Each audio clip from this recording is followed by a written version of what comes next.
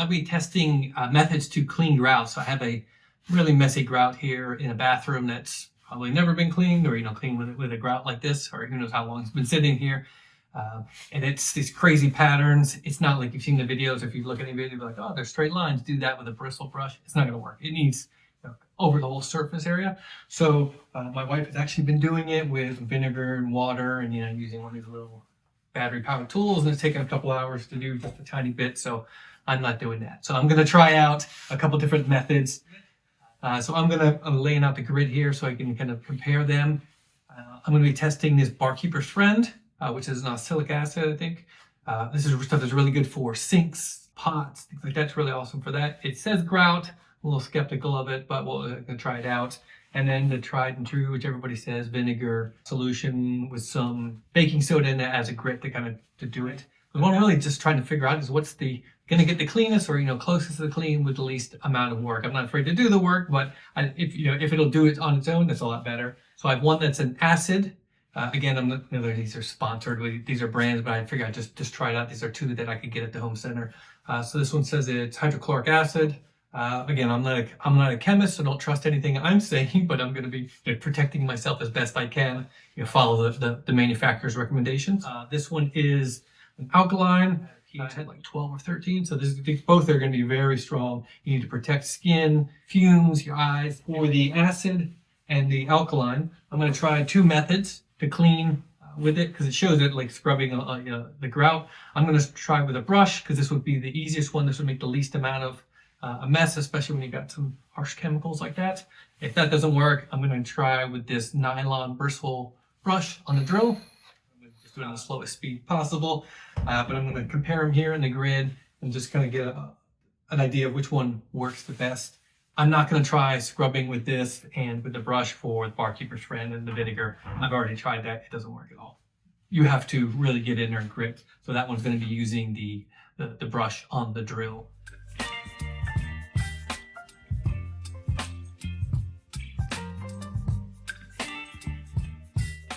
So like I said, safety is the most important. They recommend being completely covered. So I've got this paint, which is a paper on one side, and it's got a little bit of plastic on the other side. I think it should be good enough. I don't plan on making it a big mess. Review what the manufacturer says, how to protect yourself. You have goggles to protect my eyes. I've got these thick gloves, cleaning gloves, so they'll cover everything up. A mask here for vapors, because both of these, the alkaline and the acid, both say well ventilated. I'm actually going to have the door open here. I'm going to have the bathroom vent on, and then I'm going to have a box fan over here, giving me a cross circulation. One other thing I'm going to be cognizant of is I'm obviously using strong alkalines and strong base, so I'm not going to be doing them at the same time and actually doing them together and leaving them there. I'm going to do one, clean it up with water, make sure it's completely diluted, so you don't want to be mixing these chemicals. So I'm going to start off here with the vinegar. As I mentioned, make sure you use just distilled vinegar. You don't want to use anything that's a dark color. You can normally do this like 50-50 with water. I'm just trying the full strength. Let's just see the best it can do. So just pour it on here, as I mentioned. So I'm just using this sponge here, just kind of work it into the grout a little bit, not trying to actually scrub it. Then you got to wait 5 minutes, give it time to work into the do its kind of magic at the acid. And then I'm going to come back here and then add baking soda to water, because I just want to have something a little, kind of gritty to help with the scrubbing. So it's not just a sponge trying to work in there.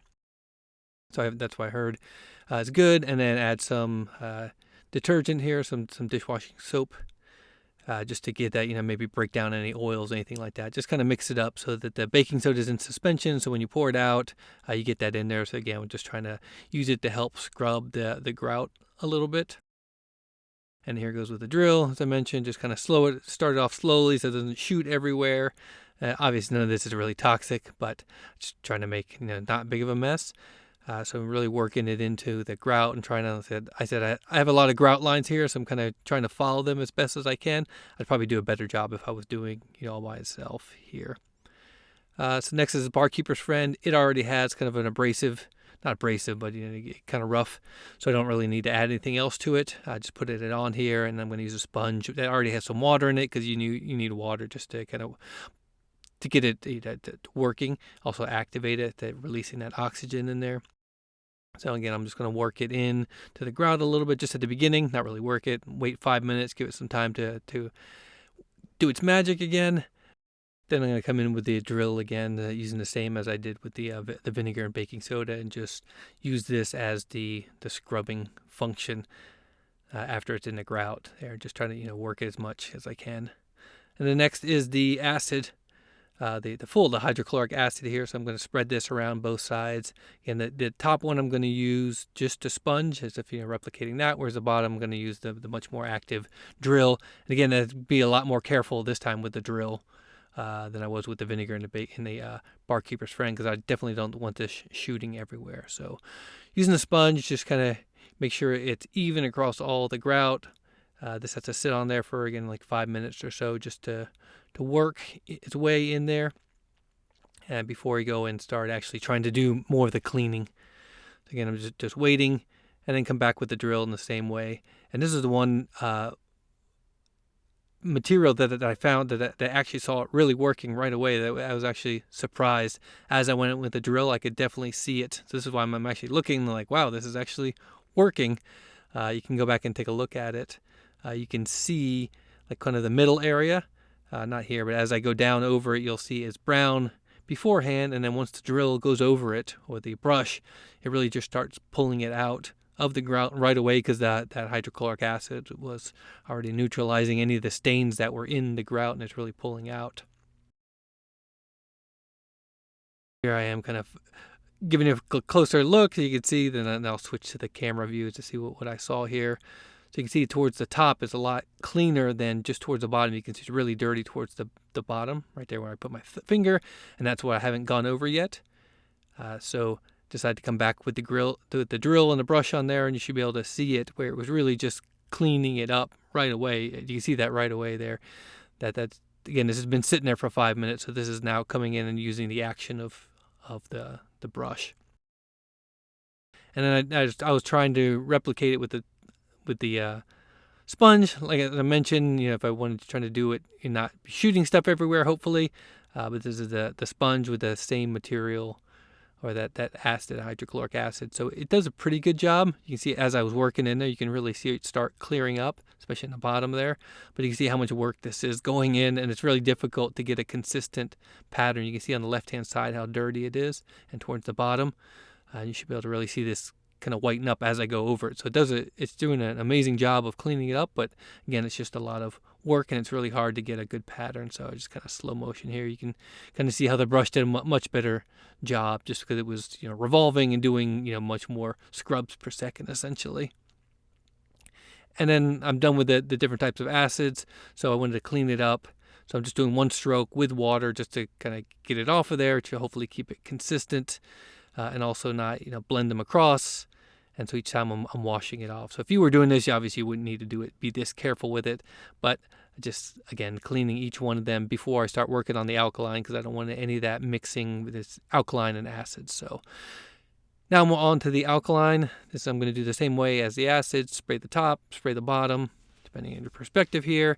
And then I'm going to let it sit in the grout for a little bit, just like I did with the others. I used a sponge to kind of work it around just so it's consistent.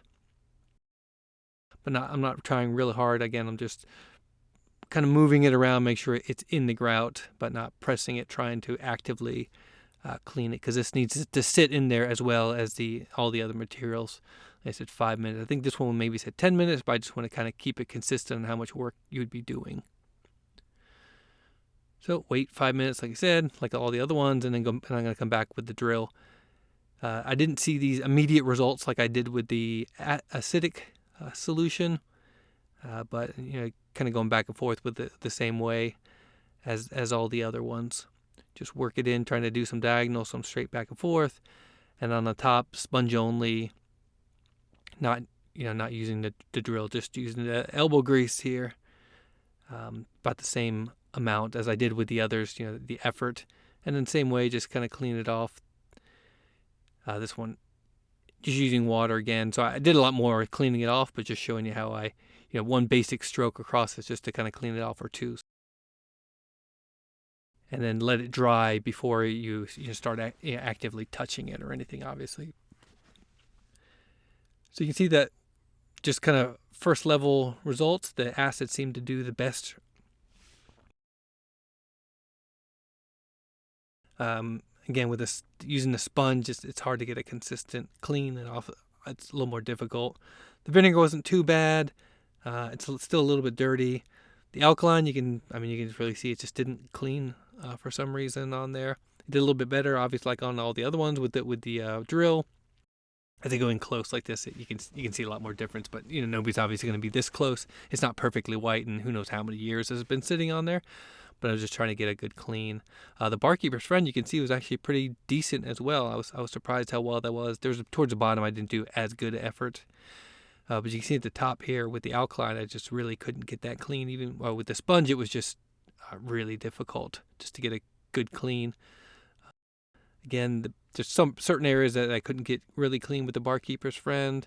The vinegar, okay, not the greatest, but just overall comparison, really just the acid with the brush was the best. This was my kind of initial look at it. And this is on the right hand side. You can see where it's never been cleaned. So you can see the difference there. On the left, around the edge of the tub, there is what had already been cleaned, using spending hours cleaning it. So this is kind of my barometer, what I was trying to get close to, but being able to do large areas, not spending an hour per square foot. So after I finished the different material or the chemicals, I just pull it up just so you can kind of get, again, a kind of look at it without each one of them. And it was really difficult to get it clean. Again, so maybe it's not a complete fair test because this stuff has been really dirty, but that's why I really wanted to see, like, with the hardest grimiest you could see, what material or what application would work the best.